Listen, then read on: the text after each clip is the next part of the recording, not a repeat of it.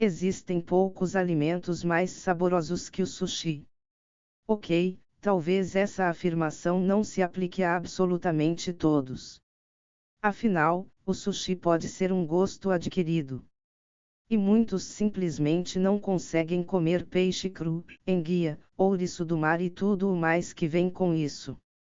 Mas para aqueles de nós que gostam de pegar os pauzinhos e saborear as últimas pescarias do oceano, bem, a lista de hoje com certeza vai deixar você com água na boca. O sushi pode parecer bastante simples para o observador casual: um pouco de arroz, um pouco de peixe, talvez um pouco de atum picante, um pouco de pepino e um pouco de maionese picante ou molho de enguia para finalizar. Mas há muito mais nesta iguaria deliciosa do que apenas isso. Nesta lista, daremos uma olhada em 10 fatos fascinantes, estranhos e indutores de fome que você nunca conheceu antes sobre o sushi. Depois de terminar de ler você não apenas sentirá fome de sua qualidade de peixe, mas nunca mais o verá da mesma maneira. Como tudo começou, afinal, quando você realmente pensa sobre isso, a ideia de sushi é um tanto estranha. Afinal, os humanos cozinham carne há muito tempo antes de comê-la. Aprendemos rapidamente que comer carne crua não era a melhor maneira de preservar nossa saúde e manter nosso estômago, então colocamos no fogo há muito tempo e pronto. Mas o sushi sempre foi diferente. A razão por trás disso foi engenhosa para a época e continua sendo até hoje. Você pode pensar que o sushi se originou no Japão, pois é mais comum e muito apreciado lá. Mas você estaria errado. Em vez disso, o sushi se originou no Sudeste Asiático. Os historiadores acham que surgiu em algum lugar entre os séculos V e III AC. Naquela época, tanto os agricultores como os pescadores do Sudeste Asiático procuravam uma forma de preservar o peixe durante muito tempo após a sua captura. Então eles pegaram o arroz, embrulharam o peixe bem apertado nos pequenos grãos e o embalaram para o longo prazo. Eles evisceraram e salgaram o peixe antes de fazer isso, é claro, mas o efeito que o arroz teve na pesca do marisco foi fermentá-lo. Por sua vez, o peixe poderia ser conservado durante meses a fio sem estragar nem um pouco. A prática foi tão eficaz que se espalhou do Sudeste Asiático para a China ao longo dos séculos seguintes. A partir daí, os pescadores japoneses também aprenderam a técnica. Quando o levaram para casa, os peixarias dos mercados de todo o Japão começaram a fazer mais experiências com ele, e pronto. O sushi como o conhecemos nasceu em algum momento do século VIII DC. Comida de peixe rápida. A partir do longo processo de fermentação do peixe e de mantê-lo saudável e seguro para consumo durante meses a fio, o sushi realmente explodiu no início do século XIX. Era a década de 1820 e Tóquio fervilhava de gente correndo e mercados de rua fazendo negócios dinâmicos. Durante essa década, os donos de barracas de comida tiveram a ideia de vender seu peixe fermentado como lanche rápido aos transeuntes. Eles o chamaram de sushi edamame, em homenagem a uma palavra antiga usada anteriormente para se referir a Tóquio, e foi o precursor mais próximo do que hoje conhecemos como sushi moderno. Na época, o mundo dos negócios estava se abrindo para os plebeus japoneses, e os imperadores permitiam que pessoas comuns entrassem nos negócios e possuíssem coisas como barracas de comida e outras lojas para si mesmas. Assim, as pessoas tinham dinheiro para o comércio, e a indústria das barracas de sushi cresceu. Naquela época, assim como agora, as pessoas em Edo, ou atual Tóquio, eram conhecidas pela natureza agitada de suas vidas agitadas. Eles não tinham muito tempo a perder enquanto passavam o dia construindo seus negócios. Então, eles queriam fast food que pudessem comer em qualquer lugar. Sushi bem embrulhado que eles pudessem levar era perfeito. De certa forma, Era o drive-thru daquela época. As pessoas desciam às barracas de comida nas ruas de Edo, compravam um sushi roll para levar para a estrada e caminhavam por onde quer que fossem enquanto o comiam. Logo, esse sushi Edumai se espalhou para fora das cidades portuárias japonesas e também para as comunidades do interior. E à medida que Edo se tornou Tóquio, o processo continuou a evoluir. Hoje, o sushi que muitos de nós apreciamos pode apontar diretamente para a inspiração daqueles vendedores de comida de 2 séculos atrás. Curve-se ao wasabi. Todos nós sabemos que o wasabi é aquela pasta verde que acompanha praticamente todos os rolinhos de sushi sempre que você pede em um restaurante. Pode ser muito, muito picante. Mas acontece que essa iguaria envolve muito mais do que apenas um propósito superficial de adicionar calor à sua refeição. Historicamente, a pasta picante do wasabi deveria ser um agente antibacteriano que mataria micróbios potencialmente perigosos no peixe cru. Tanto os chefes de sushi quanto os peixeiros usavam o wasabi para garantir que o peixe cru que eles vendiam e depois cortavam não estragasse antes que o cliente pagasse por ele e jantasse o delicioso pedaço. Em nossa época, o wasabi é mais uma iguaria de guarnição. Se for mesmo isso. Em muitos restaurantes de sushi ao redor do mundo, o wasabi que você recebe com seu pedido é muitas vezes uma pasta parecida com raiz forte, tingida de verde e feita para parecer wasabi de verdade. Desculpe dizer isso a você. Mas se você conseguir o wasabi de verdade, a substância tem algumas características seriamente positivas. Por um lado, o composto isotiocianato de 6-metilsulfinilicila que faz parte do wasabi real foi identificado como um ingrediente-chave para matar bactérias como E. coli e Staphylococcus aureus. E além disso, os cientistas também descobriram que o wasabi dá a quem o come um grande impulso cerebral e aumenta a capacidade de memória. Cuidado com o fogo fatal. Você sabia que um certo tipo de sushi pode matá-lo horas depois de comê-lo se não for preparado corretamente? O estilo de sushi é conhecido como fugu e é um baiacu mortal, uma iguaria muito famosa e perigosa no Japão. Este baiacu contém uma toxina letal que pode matar um ser humano se for ingerido dessa forma após ter sido preparado incorretamente. A tetrodotoxina, a substância contida no baiacu, causa dor rápida e violenta. Primeiro vem uma dormência intensa e repentina ao redor da boca do comedor. Então, a toxina se espalha pelo resto do corpo, deixando-os paralisados. Então, em pouco tempo, a morte recai sobre o consumidor. Apenas. Como? Que ponto é assustador perceber, então, que não existe antídoto conhecido para esse veneno em nenhum lugar do mundo. Disse que a toxina também é 1000 vezes mais potente que o cianeto. Se saísse e fosse consumido por pessoas num restaurante de sushi sem qualquer consciência do seu lugar, criaria rapidamente uma tragédia de cair o queixo. No entanto, o fugu ainda é comumente consumido no Japão. É considerada uma iguaria mesmo apesar, ou talvez por causa, de sua toxina letal. Não é de surpreender, portanto, que os chefes devam ser especialmente licenciados para preparar o baiacu e remover a toxina. É mais comumente encontrado em todas as partes do baiacu, exceto na própria carne que é consumida. Portanto, um chefe inteligente e certificado pode preparar a refeição com segurança, evitando a tragédia. Ainda assim, você arriscaria sua vida por algumas mordidas de sushi. Conheça sua etiqueta. Sushi não foi feito para ser um vale-tudo, onde você come como quiser. Isso não é pizza, pessoal. Existem regras para o sushi.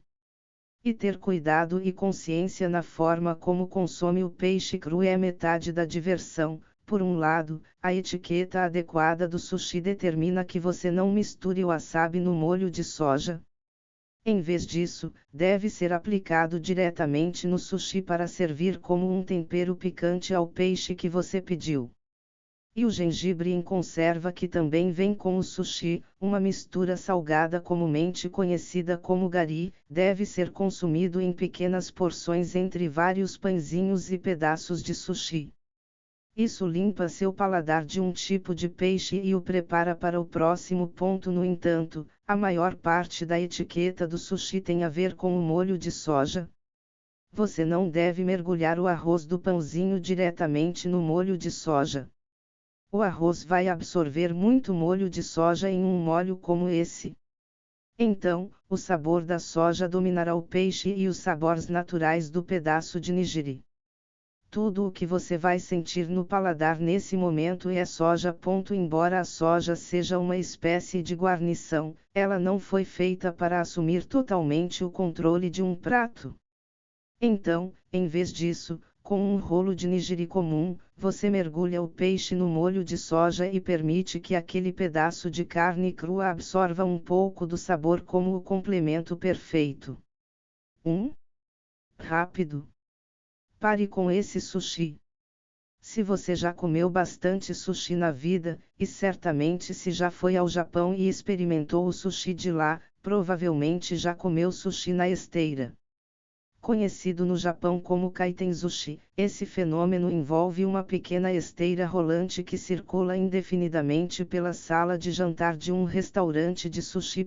Os clientes sentados em mesas próximas à esteira escolhem os pedaços de sushi que lhes parecem bons, retiram-nos da esteira, comem e depois pagam a conta quando tudo estiver dito e feito. É uma maneira rápida e eficiente de conseguir o sushi que você deseja, quando quiser. E é uma espécie de drive-thru reverso, por assim dizer. Em vez de você dirigir até algumas janelas para pedir e pegar sua comida, a comida chega até você. O que poderia ser mais fácil do que isso? A história do sushi em esteira rolante é fascinante. Tudo começou em um restaurante de sushi em Tóquio na década de 1950. Na época, o dono do restaurante era um homem chamado Yoshiaki Shirai. Ele estava tendo problemas para encontrar pessoas confiáveis para trabalhar em seu restaurante. Pior ainda, ou melhor, seu restaurante era muito popular entre os clientes. Como ele não poderia atendê-los satisfatoriamente como queria sem garçons de confiança e outros funcionários, Shirai foi criativo. Ele teve a ideia da esteira transportadora para atender mais clientes de maneira mais rápida e fácil. E dessa invenção eficiente surgiu uma cultura de correia transportadora que ainda hoje é muito comum em muitos restaurantes de sushi em todo o mundo. Califórnia rolando. O California Roll é um dos sushi rolls mais comuns do mundo. Ok, isso não é totalmente verdade.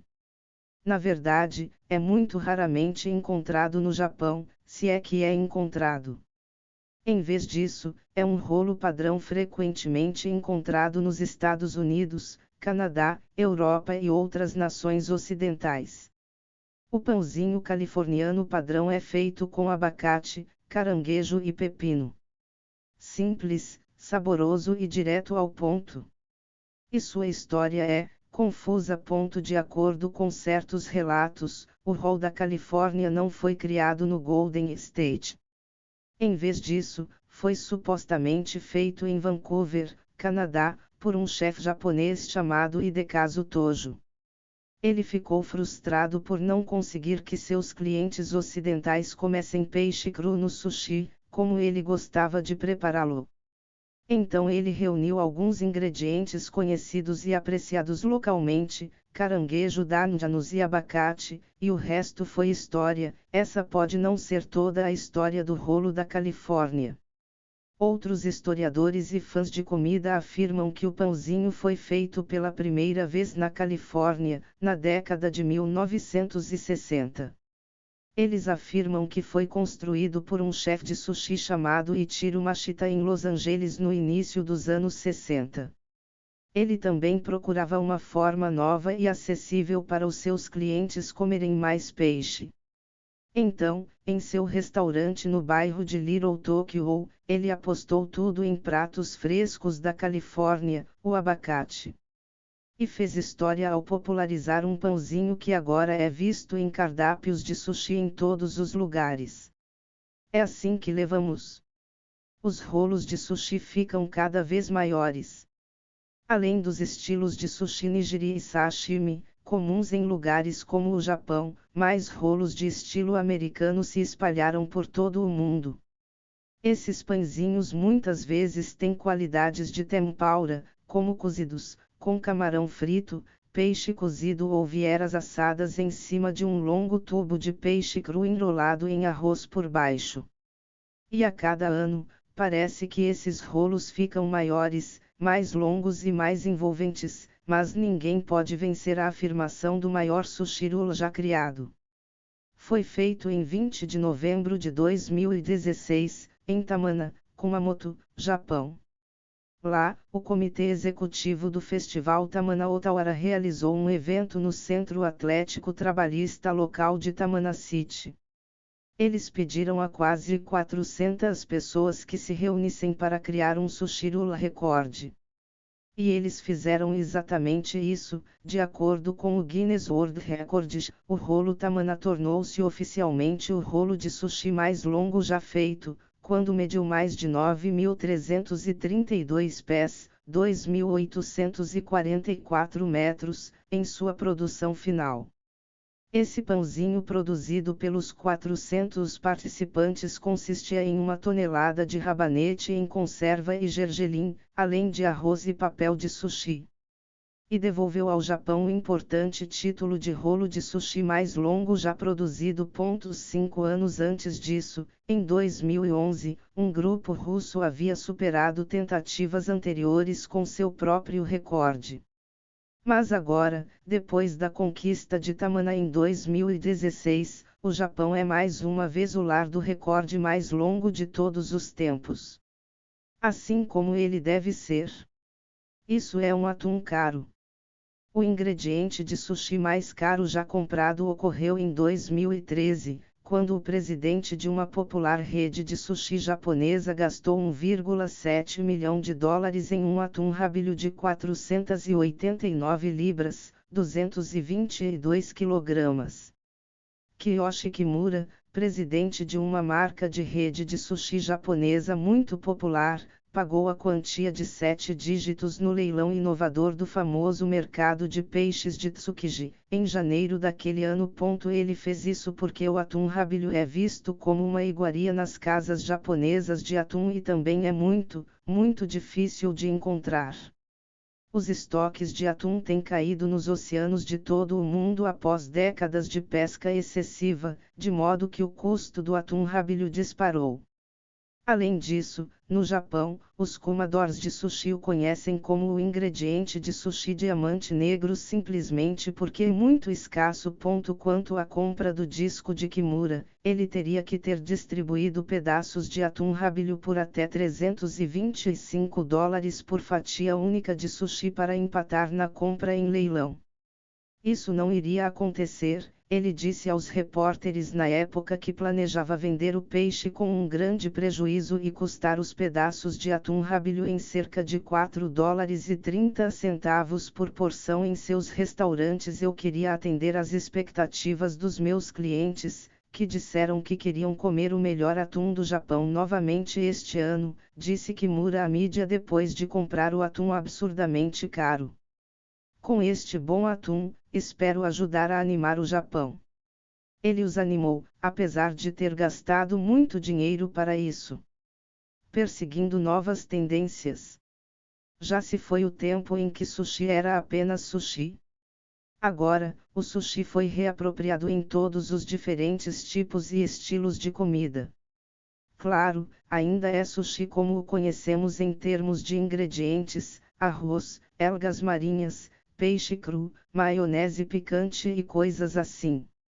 Mas o mundo mudou um pouco, para melhor, podemos acrescentar, quando Peter Yan inventou o burrito de sushi em 2008. O cenário foi o restaurante Fast Casual Sushihito, na cidade de São Francisco. Na época, Ian estava procurando uma nova maneira de apresentar sushi a novos clientes e queria chamar a atenção para seu estabelecimento. Ele percebeu como os burritos haviam se tornado populares nos Estados Unidos e, inspirando-se na cultura mexicano-americana, fez o mesmo com o sushi. O burrito de sushi foi um sucesso quase imediato e não foi o único. Desde então, foram criadas coisas como hambúrgueres de sushi e até donuts de sushi. Basicamente, se um chefe de sushi consegue descobrir uma maneira de amassar, mover e moldar o sushi no formato de outro alimento, parece que ele ou ela vai tentar. Como o paladar dos americanos anseia incessantemente por sushi em praticamente qualquer formato, é provável que as novas invenções sempre se mostrem populares. Não faz sentido não ser criativo ao levar sushi aos clientes de maneiras novas, únicas e memoráveis, certo? Teremos prazer em comê-lo, não importa o que aconteça.